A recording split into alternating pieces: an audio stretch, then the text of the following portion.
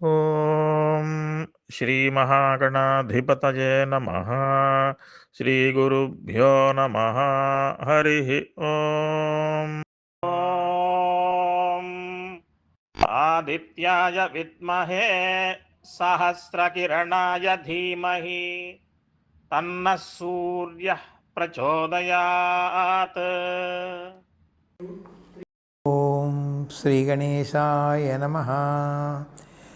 నమః సవిత్రే జగదేకచక్షుషే జగత్ప్రసూతిస్థితినాశహేతవే త్రయీమయాయ త్రిగుణాత్మధారిణే విరించి నారాయణ శంకరాత్మనే.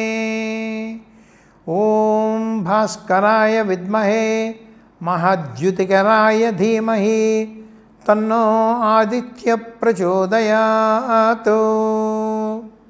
ఇప్పుడు ఆదిత్య హృదయ స్తోత్రంలో 20వ శ్లోకంలో ప్రవేశిస్తున్నాం.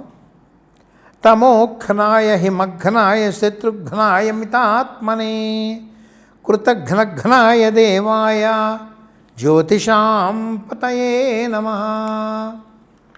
బాలేనామం అండి ఇదొకటి. ఇక్కడ చూసారా, అగస్త్యుల వారు ప్రయోగించినటువంటి ఈ కూర్పు ఏంటది? తమోఘ్నాయ హిమఘ్నాయ శత్రుఘ్నాయ మితాత్మనే కృతఘ్నఘ్నాయ దేవాయ. ఇది మహర్షులు కానీ ఎవరు కూడా చేయలేరండి ఇటువంటి కూర్పు కూడా. ఎంత చక్కటి అర్థం ఉందో దీనిలో. ఇక్కడ ఘన అంటే తొలగించడం, నాశనం చేయడం. ఇందులో ఏంటి చెప్పాను కదా, మొత్తం 3 చెప్పారు. తమము, హిమము, శత్రువులు, ఈ ముగ్గురిని కూడా నాశనం చేసిన వాడు అని చెప్పాడు. తమస్సు అంటే ఏమిటి? చీకటి అంటే అజ్ఞానము అని అర్థం. ఇక్కడ దుష్ట శక్తులు అని చెప్పుకోవచ్చు. హిమము అంటే ఏంటి? మంచు. మంచు దేనికి సంకేతం అంటే ముకులించిపోవడానికి సంకేతం. అంటే ఏంటి? నిజంగా మనకి జ్ఞానం వికసించినట్లయితే ముకులించుకుంటామా? వికసించుకుంటుంది. ఎప్పుడైతే మనం ముకులించుకుపోయామంటే ఇది అజ్ఞానానికి సంకేతం, జడత్వానికి సంకేతం అన్నమాట. అందుకని అటువంటి జడత్వాన్ని మనలో కలిగినట్లయితే ఆ జడత్వాన్ని కూడా నిర్మూలించేటువంటి వాడు. ముందు తమస్సు అంటే చీకటి, అజ్ఞానాన్ని నిర్మూలిస్తాడు. జడత్వాన్ని నిర్మూలించి చేతనత్వం కలిగిస్తాడు. కనుక హిమఘనాయ. మనకి ఇది కాకుండా ఈ రెండో అయ్యాక కూడా కొన్ని దుష్టశక్తుల ప్రభావం వల్ల మళ్ళీ మనం ఏ కారణం చేతన వెనక్కి లాగబడతామేమని ఆ శత్రువులను కూడా నశింపజేస్తాడు. కనుక శత్రుఘ్నాయ అనేటువంటి చెప్పారన్నమాట. ఇది చాలా విచిత్రమైనటువంటి, చాలా మహత్తరమైనటువంటి నామం అన్నమాట.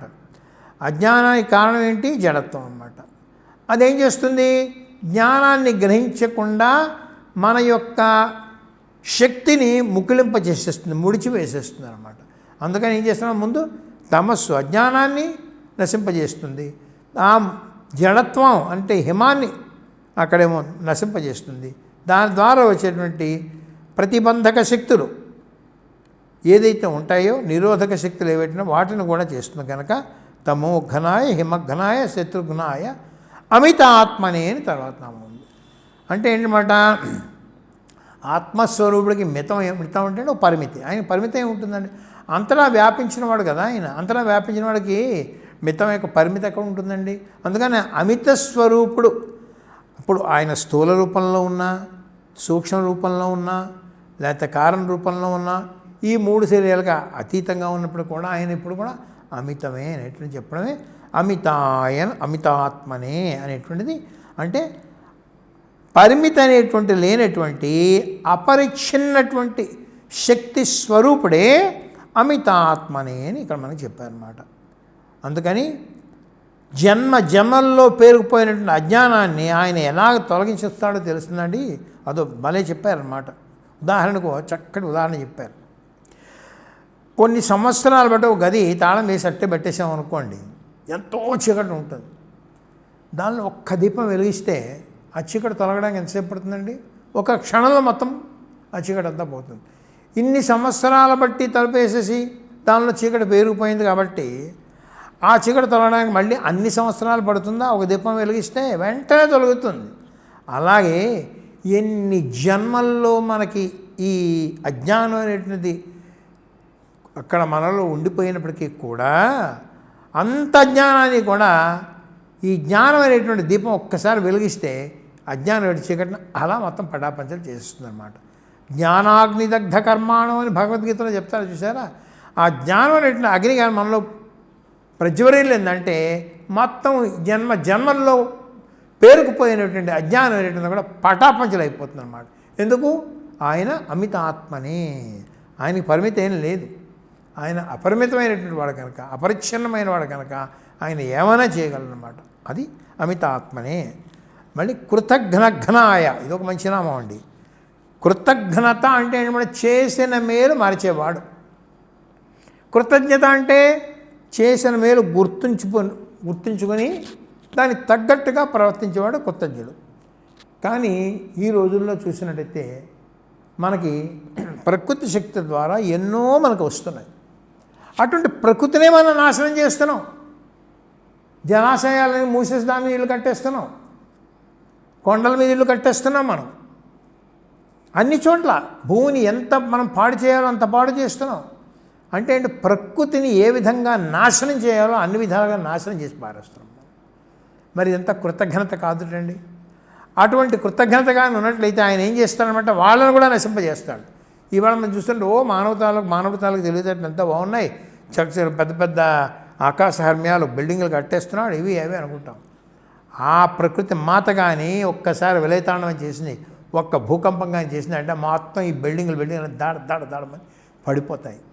ఆయన తలుచుకుంటే ఏమైనా చేయగలడు.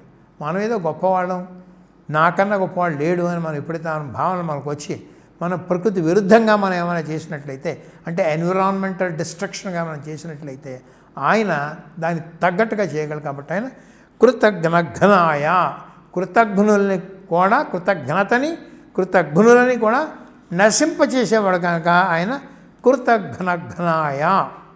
ఇంత చేసినప్పటికీ కూడా, ఇంత కృతజ్ఞత జనాల్లో పేరుకుపోయినప్పుడు కూడా, ఇంత తమస్సు పేరుకుపోయినప్పటికి కూడా ఆయన ఇప్పుడు కూడా దేవాయ, దివ్ అనేటువంటి ధాతుకి ప్రకాశము అని అర్థం. ప్రకాశ స్వరూపుడు, అందరికీ ప్రకాశం ఇస్తాడు, అందరికీ వెలుగునిస్తాడు, అందరికీ కాంతిని ఇస్తాడు.